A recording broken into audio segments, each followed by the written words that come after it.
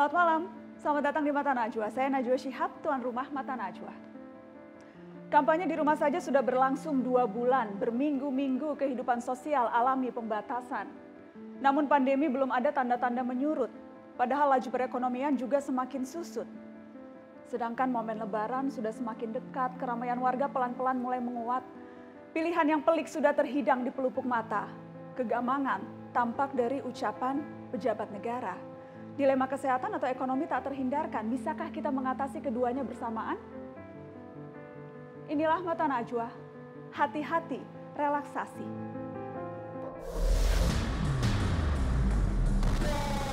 Kita beruntung sejak awal memilih kebijakan PSBB, bukan lockdown. Banyak orang berkumpul dan berlalu lalang di pasar saat pembatasan sosial berskala besar atau PSBB.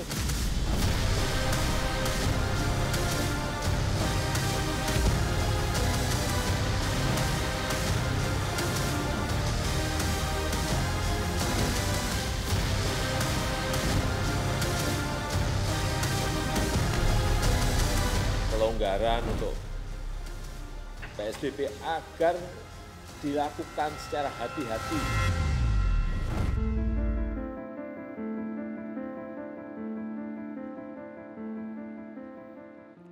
Sudah 2 bulan kita melawan corona sejak munculnya kasus positif COVID-19 awal Maret lalu.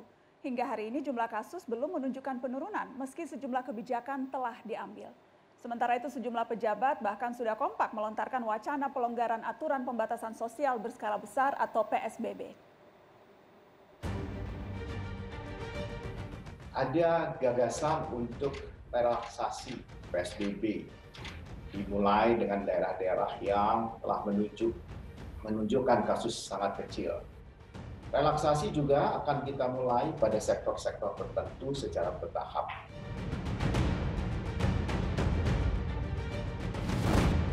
Kita juga harus membuat langkah-langkah yang bisa menjaga keseimbangan antara kesehatan dan kemanusiaannya tidak dikompromis, tapi kemudian kegiatan sosial dan kegiatan ekonomi mulai bisa dipulihkan secara berangsur-angsur.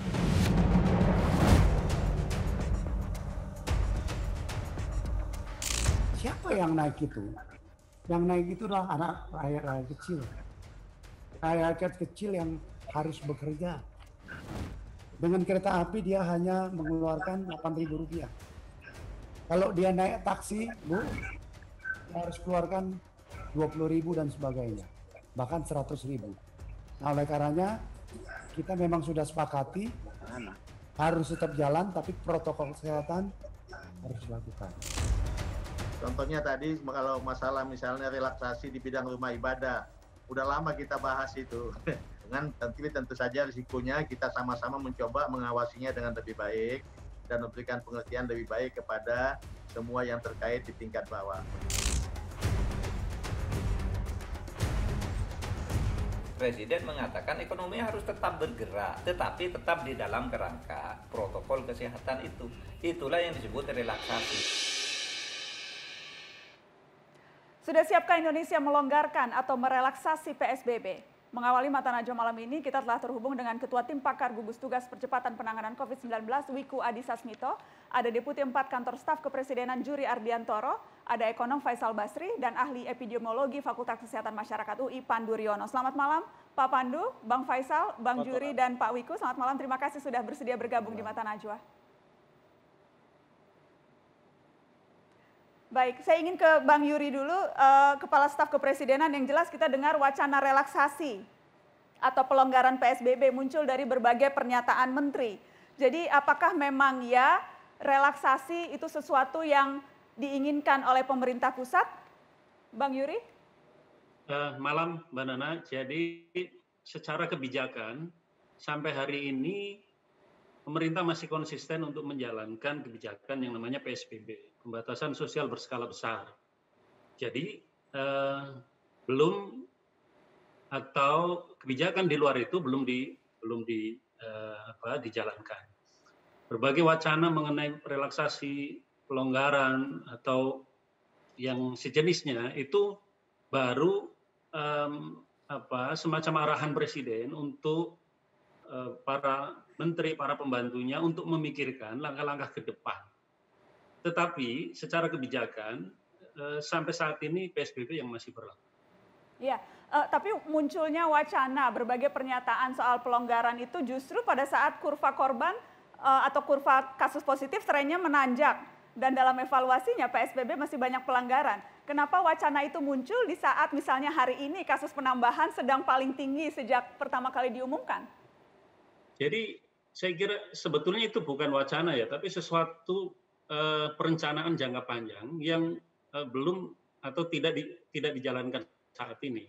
Jadi concern sekarang ini adalah bagaimana pemerintah, gugus tugas dan seluruh pihak itu concern terhadap penanganan COVID itu sendiri. Bagaimana mencegah, memutus mata rantai penularan secara luas dan kemudian mengefektifkan pelaksanaan PSBB yang dianggap longgar dan kemudian melakukan usaha-usaha penting dalam rangka pemutusan mata rantai penularan itu tadi. Misalnya Presiden selalu mengatakan dalam konteks PSBB ini tes masif. Ya, Presiden mengharapkan ada 10.000 per hari tes masif. Presiden juga memerintahkan untuk melakukan pelacakan secara agresif bagi orang-orang yang diduga terpapar virus corona. Ya, tapi rencana itu kita tahu masih jauh dari target. Permintaan Presiden untuk menguji minimal 10.000 per hari sekarang baru sampai setengahnya. Bang Yuri, tadi Anda katakan itu masih wacana jangka panjang, tetapi yang jelas yang bocor di publik adalah hasil kajian yang dilakukan Kementerian Perekonomian yang sudah spesifik menyebutkan tanggal-tanggal. Ada fase-fase. Saya ingin tunjukkan ke pemirsa, ini kajian yang dilakukan oleh Kementerian Perekonomian. Kita lihat sama-sama.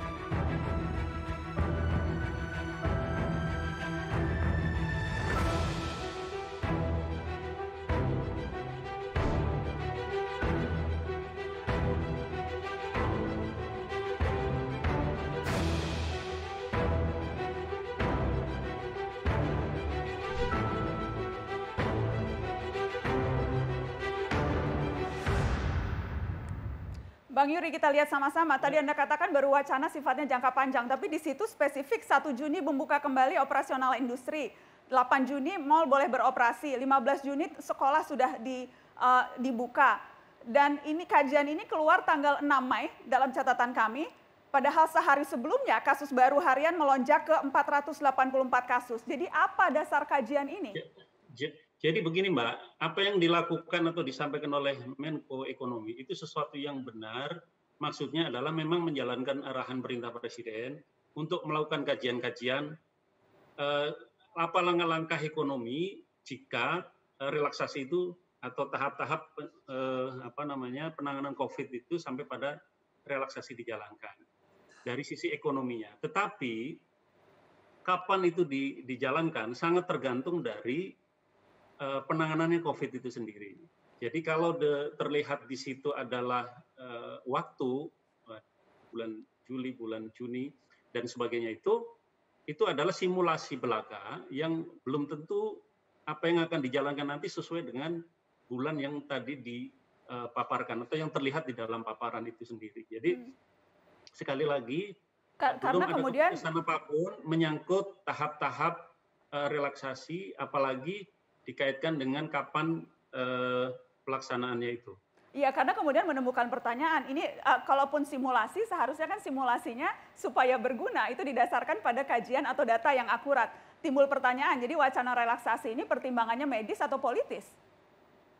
Ya, tentu saja apa yang dilakukan oleh Menteri Ekonomi atau juga menteri-menteri yang lain, saya kira ada banyak kajian yang dilakukan oleh para pakar, oleh pemerintah, yang tentu saja ada dasarnya.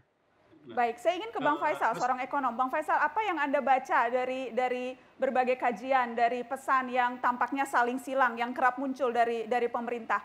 Apakah ini memang karena sebegitu sulit atau dilematis, atau memang ada tarik ulur kepentingan Anda lihat?